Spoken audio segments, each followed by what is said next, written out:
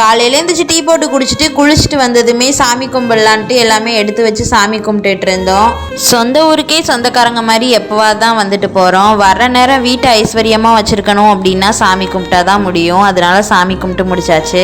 அப்புறம் ஹோட்டல் போயிட்டு சாப்பாடு வாங்கிட்டு வந்து சாப்பிட்டுட்டு இருந்தோம். இட்லி, அப்புறம் வந்துட்டு இது அப்பள பஜ்ஜின்னு சொன்னாங்க. நான் இது டேஸ்ட் பண்ணதில்லை, சாப்பிட்டேன், நல்லா தான் இருந்துச்சு. சாப்பிட்டு முடிச்சதுமே கோயிலுக்கு போகலான்னு தான் ரெடி ஆகிட்டோம். எங்கள் ஊரில் கோயில் கொலை நடந்துட்டு இருக்குன்னு சொன்னேன். கோயிலுக்கு போயிட்டு வந்ததுமே கேரளா கிளம்பிட்டோம். கிளம்பும் போதே மணி 12 ஆயிடுச்சு. இனி நைட்டு தான் போய் சேர முடியும். போகும்போதே தண்ணி தாக எடுத்ததுனால இளநீர் எல்லாமே வாங்கி குடிச்சிட்டு மதியம் 2 மணி ஆனதுமே ஒரு நல்ல ஹோட்டல் பார்த்துட்டு சாப்பிட உட்காந்துட்டோம். பிரியாணி அப்புறம் பரோட்டா தான் வாங்கி சாப்பிட்டோம். போகும்போது பூ வாங்கிட்டு போயிடுவோம் எப்போவுமே ஊருக்கு வந்தா. அப்புறம் ஈவினிங் ஒரு 5 மணி ஆனதுமே டீ, வடை எல்லாமே சாப்பிட்டு முடிச்சுட்டு ஒரு 7 மணி போல் வீட்டுக்கும் வந்து சேர்ந்தாச்சு. வீட்டுக்கு வந்ததுமே ஃபுல் டே ஹோட்டலில் தான் சாப்பிட்ருக்குன்ட்டு தோசை, அப்புறம் எள்ளுப்பொடி, தேங்காய் சட்னி எல்லாமே வச்சு சூப்பராக சாப்பிட்டு முடிச்சாச்சு. இன்றைக்கி டே இப்படி தான் போச்சு.